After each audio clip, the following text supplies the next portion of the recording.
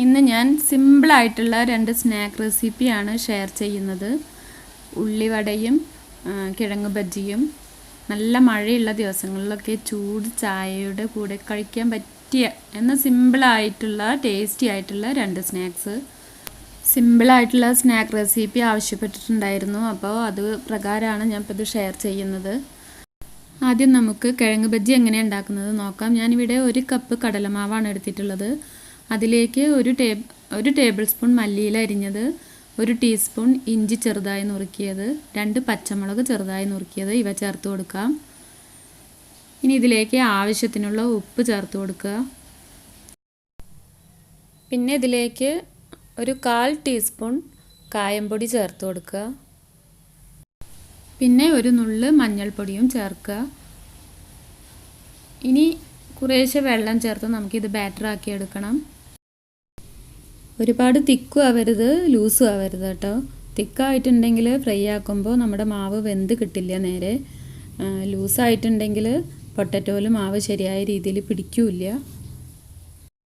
അപ്പോൾ ഈ ഒരു കൺസിസ്റ്റൻസിയിൽ നമുക്ക് വെള്ളം ചേർത്ത് മിക്സാക്കി എടുക്കാം. പിന്നെ ഞാനിവിടെ 2 പൊട്ടറ്റോ തൊലി കളഞ്ഞെടുത്തിട്ടുണ്ട്. ഇനി നമുക്കിതൊന്ന് സ്ലൈസ് ചെയ്തെടുക്കണം.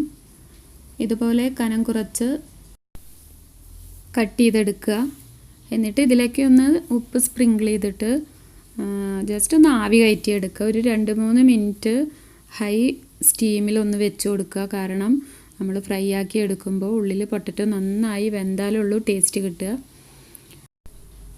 ഞാനിപ്പോൾ ഇത് 5 മിനിറ്റ് സ്റ്റീം ചെയ്തെടുത്തിട്ടുണ്ട്. തണുത്തതിന് ശേഷം ബാറ്ററിൽ മുക്കി എണ്ണയിൽ നമുക്ക് ഫ്രൈ ആക്കി എടുക്കാം.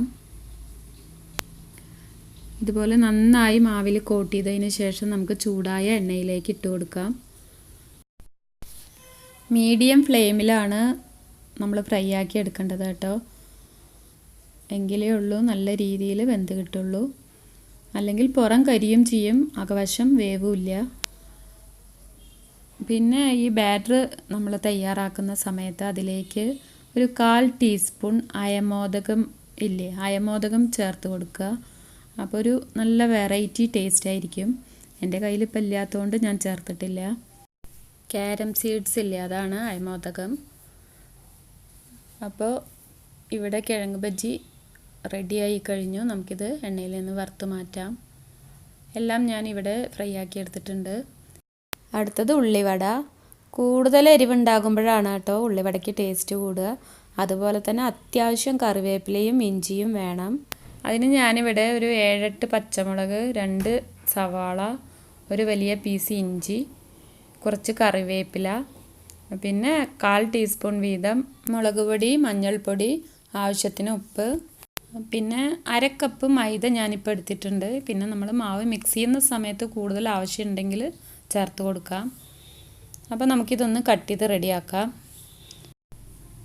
അപ്പോൾ ഞാനിവിടെ സവാള ഇതുപോലെ നീളത്തിലും പച്ചമുളകും ഇഞ്ചിയും പൊടിയായും അരിഞ്ഞെടുത്തിട്ടുണ്ട്. ഇനി നമുക്കിതൊരു ബൗളിലേക്ക് ഇട്ട് കൊടുക്കാം. ഒപ്പം തന്നെ നമ്മൾ എടുത്തു വെച്ചിട്ടുള്ള മഞ്ഞൾപ്പൊടി, മുളക് പൊടി, ഉപ്പ് ഇവ ചേർത്ത് കൊടുക്കാം. എന്നിട്ട് കൈവച്ച് നമുക്കെല്ലാം കൂടെ ഒന്ന് നന്നായി തിരുമ്മി കുഴച്ചെടുക്കുക. എന്നിട്ടേ മൈദ ചേർക്കാവുള്ളൂ. അങ്ങനെ തന്നെ ചെയ്യണം കേട്ടോ, എന്നാലേ ഉള്ളിയിലുള്ള നീരൊക്കെ പുറത്ത് വരുള്ളൂ. എന്നിട്ട് ആ നീരിലാണ് മൈദ കുഴയ്ക്കേണ്ടത്. തികയാതെ വരുന്ന വെള്ളം അഡീഷണലായിട്ട് ചേർത്ത് കുഴയ്ക്കാം. അല്ലെങ്കിൽ എന്താ ഉണ്ടാവുക എന്ന് വെച്ചാൽ ഉള്ളിവടയ്ക്ക് മാവ് കൂട്ടിക്കഴിഞ്ഞ് ഒരു 10-15 മിനിറ്റ് കഴിഞ്ഞിട്ടാണ് വറുത്ത് കോരേണ്ടത്. എങ്കിലേ നമ്മുടെ ഉള്ളിവട നന്നായി കിട്ടൂ. അപ്പോൾ ഉള്ളി തിരുമ്മാതെ മൈദ കൂട്ടി വയ്ക്കുമ്പോൾ നമുക്ക് കൂടുതൽ വെള്ളം കുഴയ്ക്കാൻ ആവശ്യമായിട്ട് വരും. പിന്നെ ഒരു 10 മിനിറ്റ് കഴിഞ്ഞ് ഉണ്ടാക്കിയെടുക്കുമ്പോൾ ഉള്ളിൽ നിന്ന് വെള്ളമൊക്കെ ഇറങ്ങി മാവ് ലൂസായി ഒരു പരുവായിട്ടുണ്ടാവും. 1/2 കപ്പ് മൈദയായിരുന്നു ആദ്യം എടുത്തിട്ടുണ്ടായിരുന്നത്. അത് കംപ്ലീറ്റ് ചേർത്തതിന് ശേഷം ആ കപ്പിൽ തന്നെ പകുതി കൂടെ എടുത്തിട്ടുണ്ടായിരുന്നു കേട്ടോ.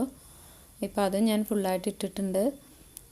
ഇത് നമ്മൾ എടുക്കുന്ന 2 സവാള എന്ന് പറഞ്ഞാലും സവാളയുടെ വലിപ്പം പല രീതിയിലായിരിക്കുമല്ലോ. അപ്പോൾ ഈ മാവിൻ്റെ കണക്ക് എങ്ങനെയെന്ന് വെച്ചാൽ നമ്മൾ മൈദ ചേർത്ത് കുഴച്ച് കഴിഞ്ഞാൽ സവാള ഒരു 50% മാവിൽ മുങ്ങിയിട്ടും 50% ഉള്ളി നന്നായി പുറത്ത് കാണുന്ന രീതിയിലും ആ രീതിയിലായിരിക്കണം നമ്മുടെ മാവ് ഇപ്പോൾ കണ്ടില്ലേ ഇതുമാതിരി. ഇത് ഉണ്ടാക്കുന്നതിനിടയിൽ വീഡിയോ റെക്കോർഡിങ്ങും കൂടെ നടക്കുന്നുണ്ടല്ലോ. അതിനിടയ്ക്ക് മെയിനായിട്ടുള്ളൊരു കാര്യം വിട്ടുപോയിട്ടോ, കറിവേപ്പില ഇടാൻ. ഇതൊന്ന് ചെറുതായി അരിഞ്ഞ് ഇതിലേക്കിട്ട് മിക്സ് ചെയ്തെടുക്കട്ടെ. അങ്ങനെ ഉള്ളിവടയ്ക്കുള്ള മാവ് ഇവിടെ റെഡി ആയിട്ടുണ്ട്. ഇനി ഇതൊരു 10-15 മിനിറ്റ് റെസ്റ്റ് ചെയ്യാൻ വെക്കാം. അതിന് ശേഷം നമുക്ക് വറുത്ത് കോരിയെടുക്കാം. ഇപ്പോൾ ഒരു 15 മിനിറ്റിന് ശേഷമാണ് ഞാനിത് വറുത്ത് കോരാൻ പോണത്.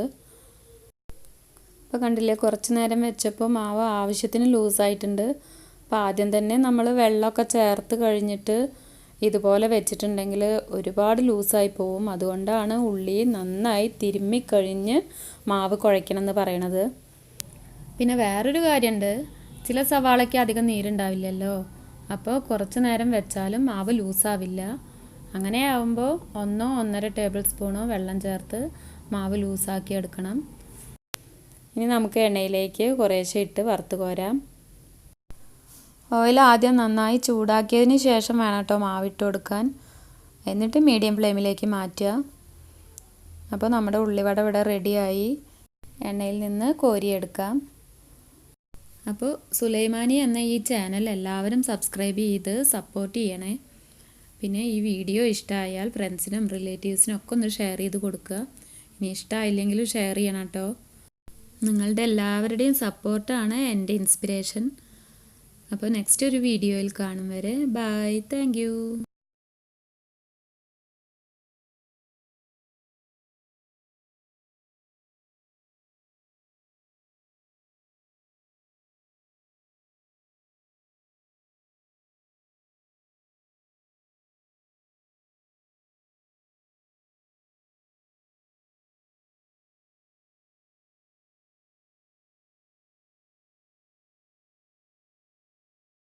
ഉള്ളിവട വറുത്ത് കോരുന്ന സമയത്ത് കേട്ടോ